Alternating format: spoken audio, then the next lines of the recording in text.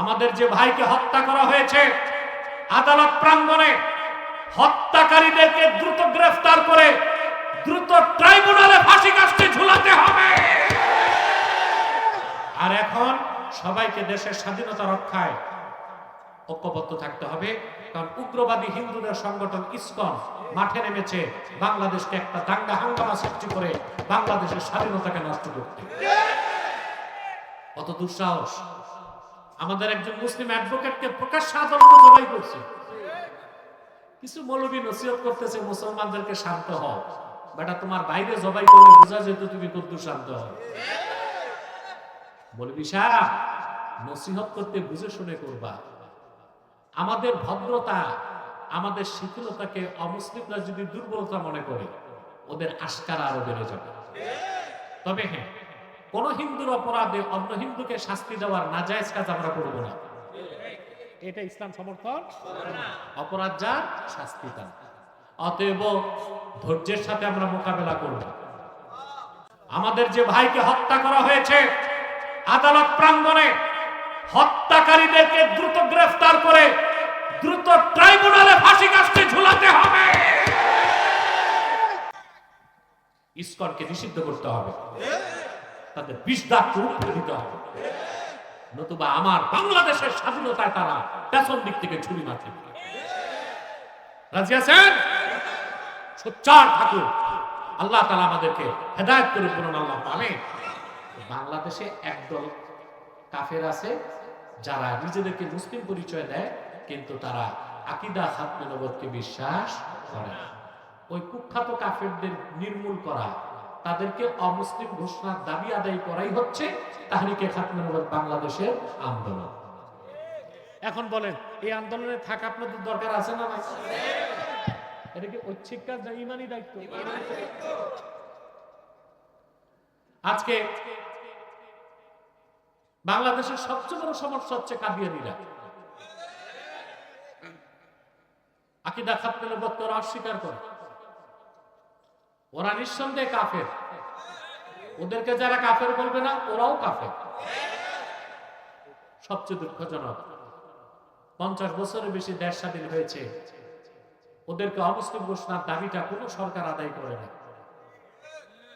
আর আমার দুঃখ লাগে, এখন আমাদের হাতে যে সুযোগ, এই সুযোগটা যদি কাজে না লাগাই, হাসর ময়দানে আমরা গাদ্দার হিসেবে হাসর হবে আমাদের। প্রত্যেকটা দলের একটা বয়ান আছে, কি আছে? এখন যারা সরকারে ইন্টারিম গভর্নমেন্ট, ওদের বয়ান কি?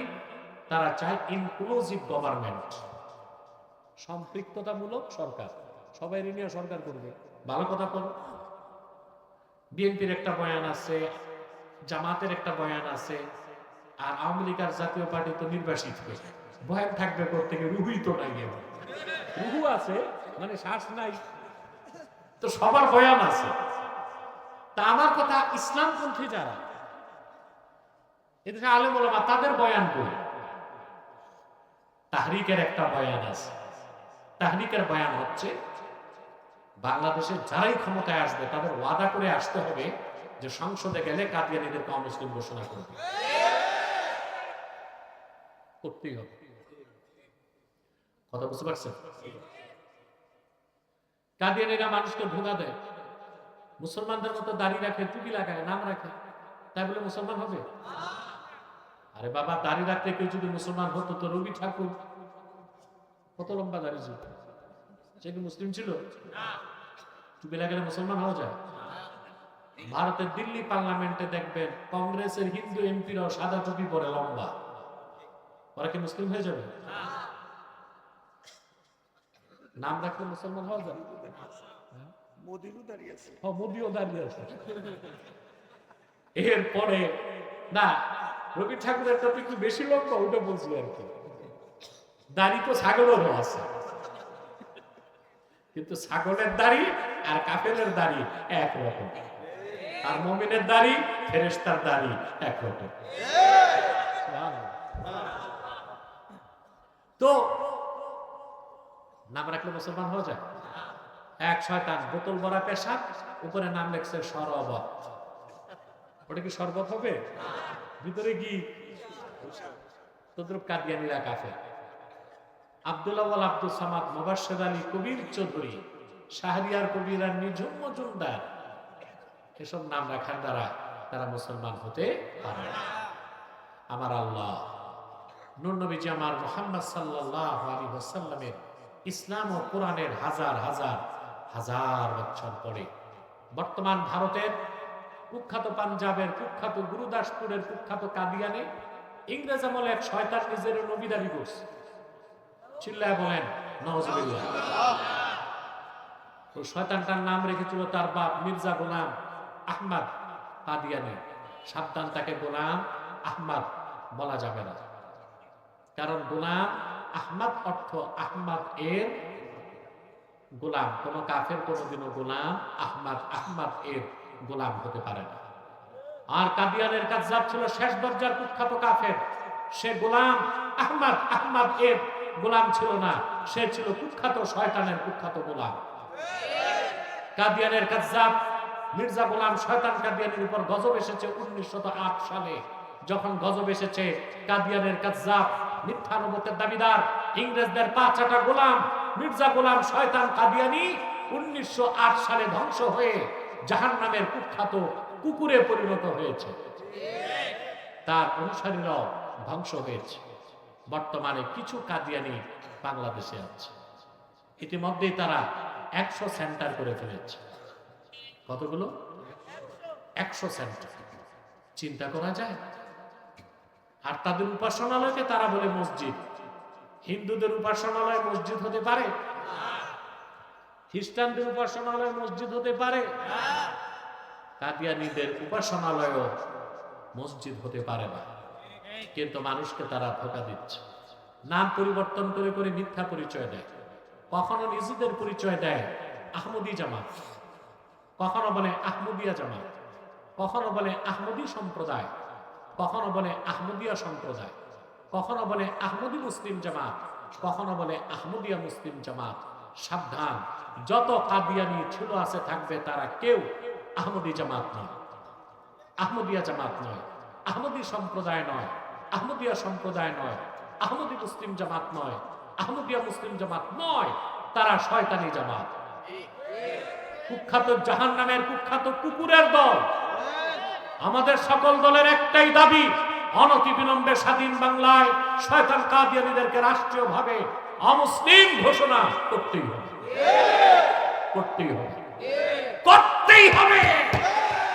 এই দাবি আদায়ে যদি তাহরিকে খাতমে নবুয়ত বাংলাদেশের ব্যানারে জান ও মাল দেবার ডাক আসে, কারা কারা প্রস্তুত আছেন? হাত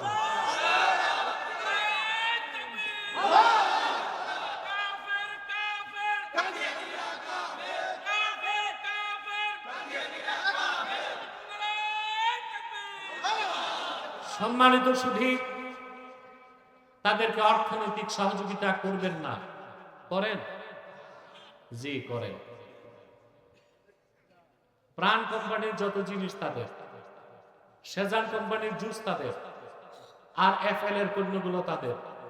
প্রথম আলো নামের প্রথম অন্ধকার পত্রিকা, ডেইলি স্টার, কালের কণ্ঠ, এগুলো তাদের।